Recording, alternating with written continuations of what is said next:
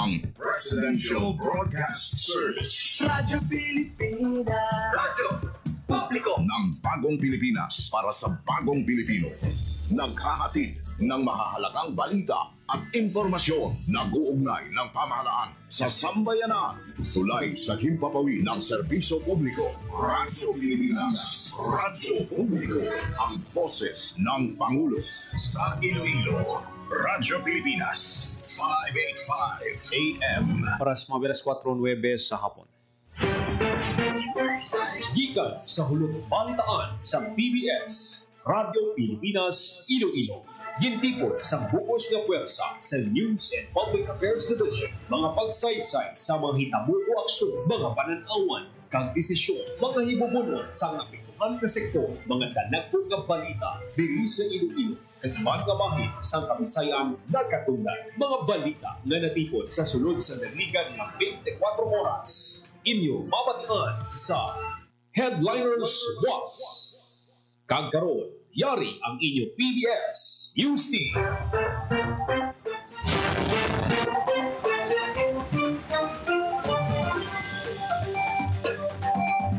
Mayong hapon, ini ang Headliners Watch, Martes, Hunyo 10, 2025. Para sa Bagong Pilipinas, inyo tagbalita Joseph Paul Nobleza Tarosa. Kagkaroon sa mga Pangulong Tinanan.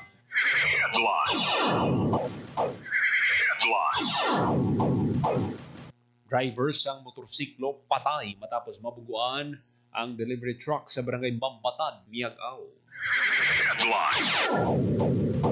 Minatos ka mga residente sa Kabasi Gimbal nag-evacuate matapos maka-eksperyensya sang pagpinot sang dughan kag pagsakit sang tutunlan, mata kag ilong. Kaso sa monkeypox sa Iloilo City, yara sa suno sa City of Office sa mga pasyente fully recovered na. 16 ka barangay sa probinsya ng Iloilo may clustering sang dengue cases.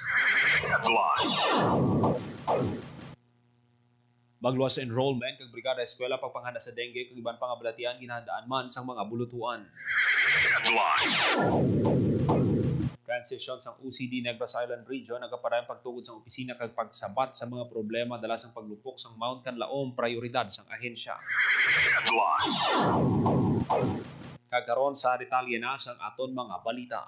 Radyo Pilipinas. Radyo Pilipinas News.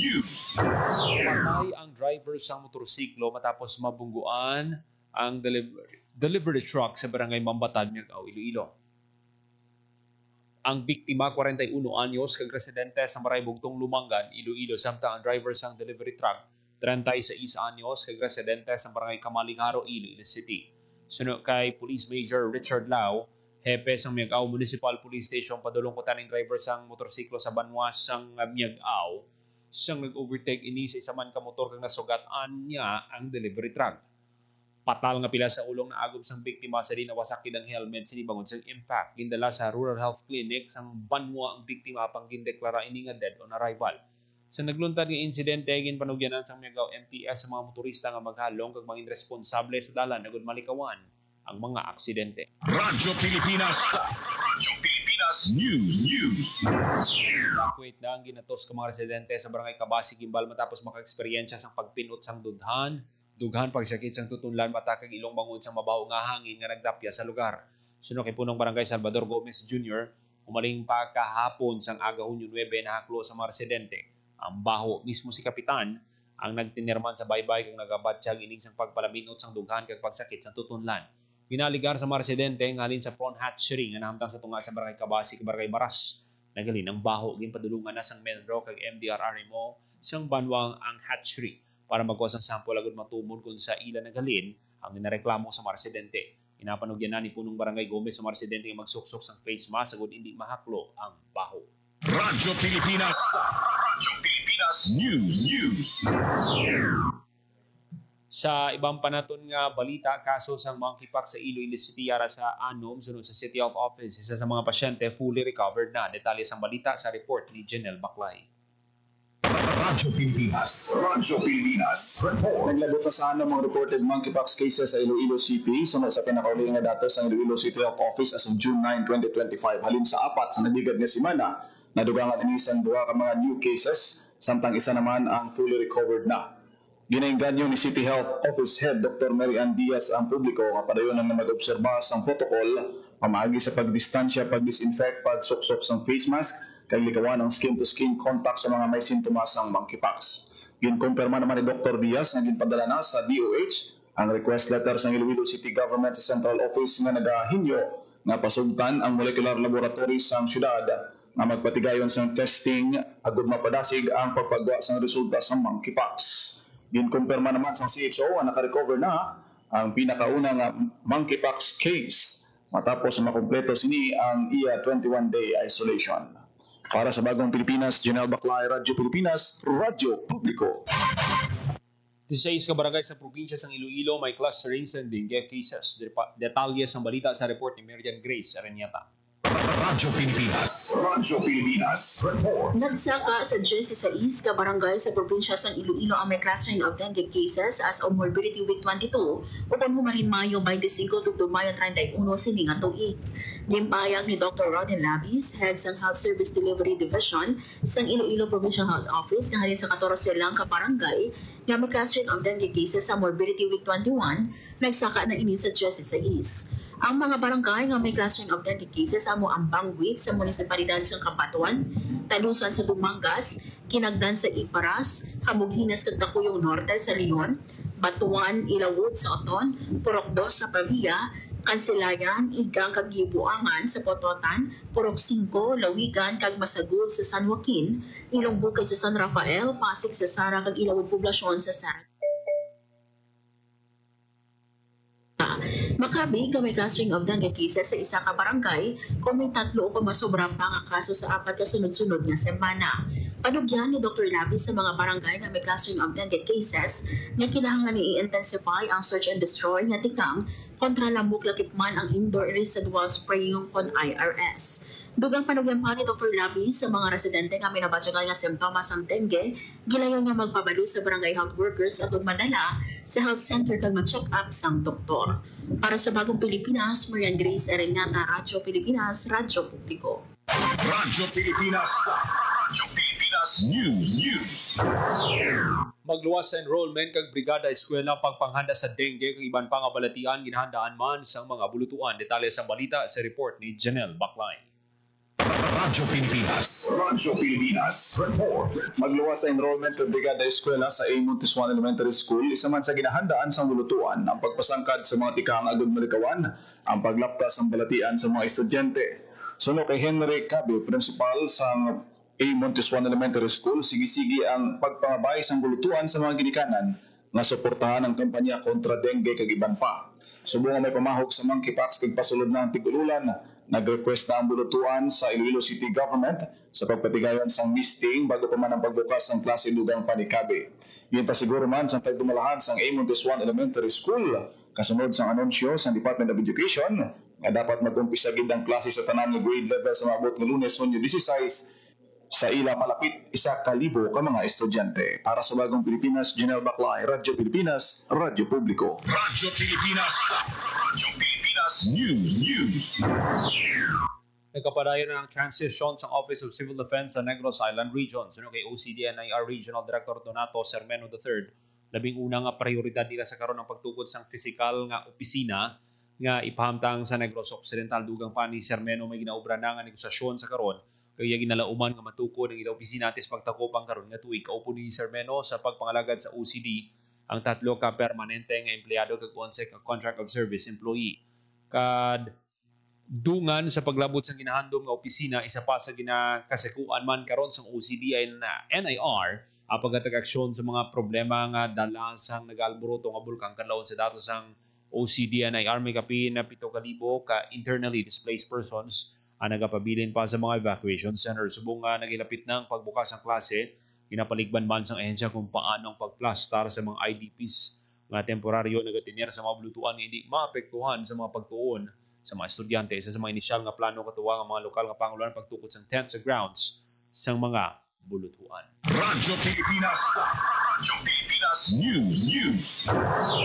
Liwat nga ginapahanumdum sa Commission on Election sa mga kandidato nga nagapadalagan sa natapos lang ang 2025 national and local elections sa pagpasa sa Statement of Contributions and Expenditures o konsose sa COMELEC.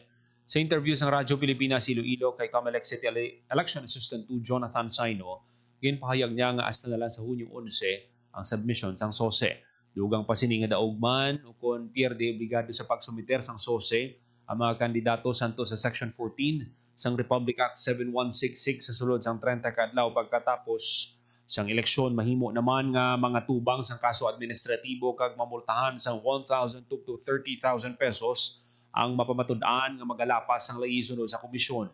Sa inisyal nga datos sang COMELEC City, may 5 pa lang ang nakasumiter sa 29 ka nagapadalagan samtang may 11 naman ang nakapasa sa COMELEC province. Radyo Pilipinas. Radyo Pilipinas News. Tang sa ibang panaton nga balita, nagapanghanda na ang probinsya sang Guimaras sa pagbaligya sang 20 pesos kada kilo nga bugas subong nga Hunyo. Banging prioridad sa programa ang vulnerable sector apang sa uli pagabuksan manini para sa tanan nga Guimaras noon.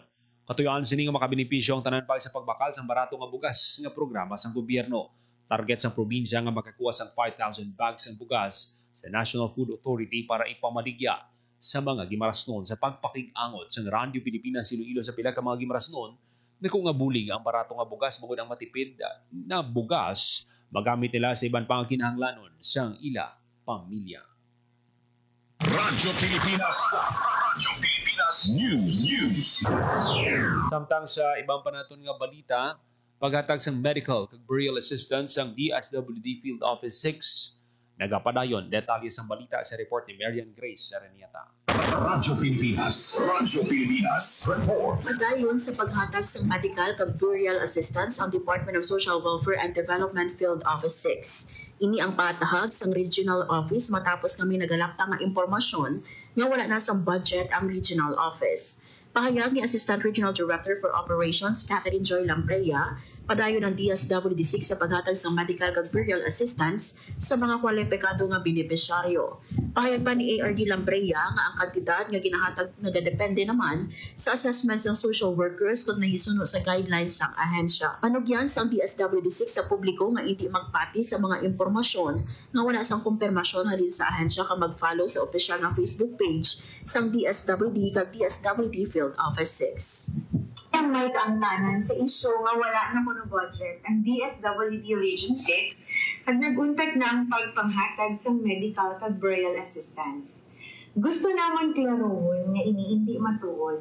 Padayon ang paghatag sang bulig sang DSWD Region 6 sa mga eligible nga benepisyaryo, ilabi na gid sa medical kag burial assistance.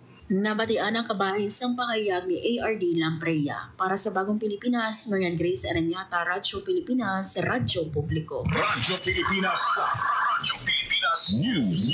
250 ka partner beneficiaries ang Project Lawa kag Bini sa Miag-aw Iloilo nagbaton sang cash aid matapos ang cash for work and training. Detalye sa balita sa report ni Marian Grace Areniata. Radyo Pilipinas. Radyo Pilipinas. Sa assistance ang 250 ka partner beneficiaries ang Project Local Adaptation to Water Access o Lawa kag Break-in Insufficiency through Nutritious Harvest for the Impoverished o Binhi sa Department of Social Welfare and Development Field Office 6 gikan sa Miag-aw Iloilo. Kada benepisyaryo nagbatos ng tig 9,600 pesos matapos makompleto ang 20 kaadlaw nga cash for work and training program. Gimpaydalom ang mga benepisyaryo sa series ng capacity building training, hands-on activities na nakafocus sa disaster preparedness and sustainable management sa small farm reservoir nga nakabulig sa pagsabat sa kakulang sa pagkaon at tubig sa tunga sang climate change. Samtang nagbisita man ang staff sa DSWD kag lokal nga panguluhan sa community garden kag small farm reservoir gikan sa 7 ka barangay sa munisipalidad para lantawan ang progreso sa proyekto kag mapasiguro ang sustainability. Para sa Bagong Pilipinas, Marian Grace Areniata, Radyo Pilipinas, Radyo Publiko. Radyo Pilipinas. Radyo Pilipinas News. Kadungan sa paghatag sa makinarya gud pa sa nyugod ang sektor sang agrikultura, Department of Agriculture Western Visayas naghiwat sang serya sa pagganas para itudlo sa mga mangungumang pagtinlo kag pagpabilin sang kalidad sini. Sunod kay Salmi Ohario, Farm Mechanization Trainers ang nagligid nga Abril kag Mayo naghiwat sila sa mga training sa orientation sa nagkalain-laing nga probinsya sa din lakip sa mga gintudlong preventive maintenance sa mga makinarya. Halin sa traktora, transplanter kag harvester, gintudlo sa mga manguma, mga functions sa kada parte sa makinarya kag kung ano mga dapat timuon para nga mapabilin ang maayo nga pagdalagan sinidugang paniuharyo. Importante nga matudloan ang mga manguma sa preventive maintenance ang ilang mga makinarya para masigurado nga ang ini nga mga bulig sa gobyernong hindi madasig nga maguba. Radyo Pilipinas. Radyo Pilipinas News. Ako benepisyo nga dulot sa mga post-harvest facility sa mga mangunguma. Sunod kay Mr. Solmi Ohario, Farm Mechanization Trainer, mount sa rainy season, posibleng nga maapektuhan ang mga produkto sa mga mangunguma. Labi na sa Agosto kag Setyembre nga masamituman ng pag-ulan. Dugang pa ni Ohario bisan manami ang patubas. Kung sa tiyempo sa post-harvest, hindi manaming pagpamalas ng produkto, sarang nga maapektuhan ang kalidad sini nga makaapekto man sa iya presyo. Radyo Pilipinas. Radyo Pilipinas News. Sa ulog subong adlaw ang anibersaryo sa Comprehensive Agrarian Reform Law. Madumduman sa Hunyo 10, 1988 sa ginpermahan ni Anay Presidente Corazon Cojanco Aquino ang Republic Act No. 6657. Pagis sa nasambit nga layi natukod ang Comprehensive Agrarian Reform Program nga nagatuyo maghatag sang patas na pagpanagtag sang duta sa mga agrarian reform beneficiaries. Radyo Pilipinas. Radyo Pilipinas News. Itagaan pagkilala sa 3rd Infantry Division ang 15 kasoldado sa 94th Infantry Mandirigma Battalion sa ilan ng Madnilagon anti-insurgency operation sa Himamaylan City, Negros Occidental. Ang Military Merit Medal, personal nga ginhatag ni 3rd Infantry Division Commander Michael Samson sa mga soldado sa iya pagbisita sa 94th IB Headquarters. Ang Combat Medals ginhatag sa mga soldado bilang pagkilala sa ilang kaisog sa nagluntad nga enkwentro kontra New People's Army sa Barangay Buenavista, Himamaylan City sa Hunyo 6. Ang enkwentro nagresulta sa pagkamatay sa isa ka rebelde. Na-recover man sang militar ang isa ka M16 rifle kag iban pang kagamitan sa mga rebelde. Sunod kay Major General Samson, nagakadapat lang at tagaan pagkilala ang mga soldado sa ilan ng insakripisyo. Kumpiyansa si Samson nga padayonon sang 94th IB ang ila ginahimo para pukanon ang nabilin nga miyembro sa NPA sa Negros. Radyo Pilipinas. Radyo Pilipinas News. Gusto sang Police Regional Office 6 ang 205 ka-wanted persons sa giniwat nga operasyon sa Mayo 2025. Iniresulta sang 203 operations nga ginpatigan sang kapulisan sa Western Visayas. Sa 205 nga nadakpan, 36 ang most wanted persons, kag 169 ang other wanted persons. Sa 36 nga most wanted persons, 4 ang regional level, 4 ang provincial level, kag 28 ang municipal level. Nagapanguna naman sa may pinakadamo nga nadakpan ng Iloilo Police Provincial Office nga nakaaresto sang 74 wanted persons. Radyo Pilipinas. Radyo Pilipinas News. Gin-turnover sang Police Regional Office 6 ang patrol vehicle kag information and communications technology o ICT equipments sa mga police offices sa Western Visayas. 226 desktop computer sets, 9 tablets, kaysa ka 4x4 personal carrier pickup ang ginhatag sa PRO6 para pabaskugon pa ang operational efficiency kag administrative capabilities ang tanan nga estasyon sa pulis sa rehiyon. Ang nasambit nga kagamitan ang nagikan sa Philippine National Police National Headquarters.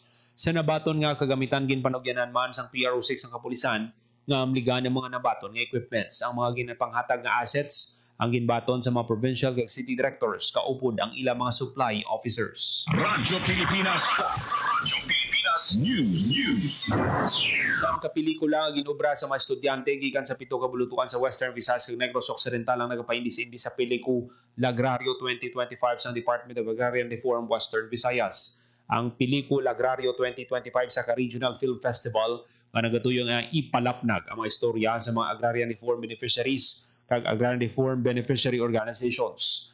Ang mga entries na galin sa Aklan State University, University of Antique, West Visayas State University, University of San Agustin, Central Philippine University, University of Negros Occidental, Recoletos, kag Lakod sa Laksyon, o kung Lakod Solasyon College, Bacolod.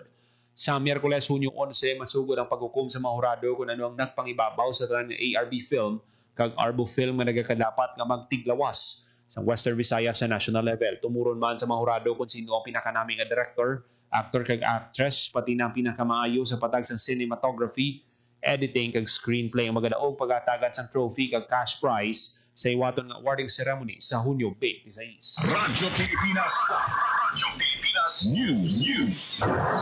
Para sa Radyo Pilipinas, alas 4:28 sa hapon. Radyo Pilipinas.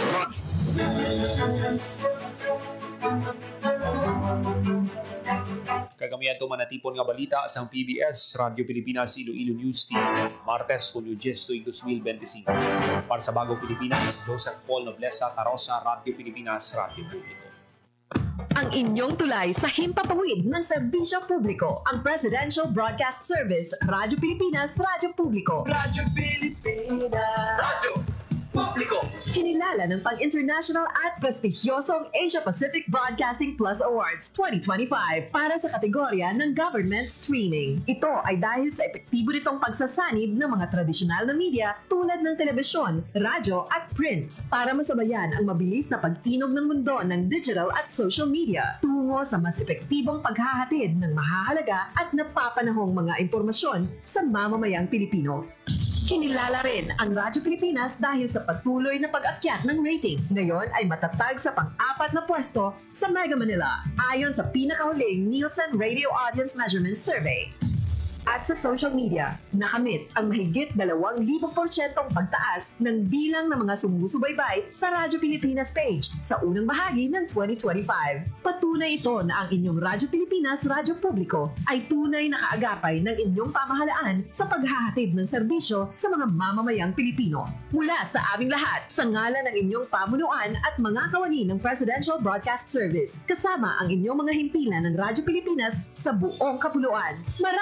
Maraming salamat po sa inyong lahat, sa inyong pagtangkilik at pagkilala. Radyo Pilipinas. Radyo Publiko.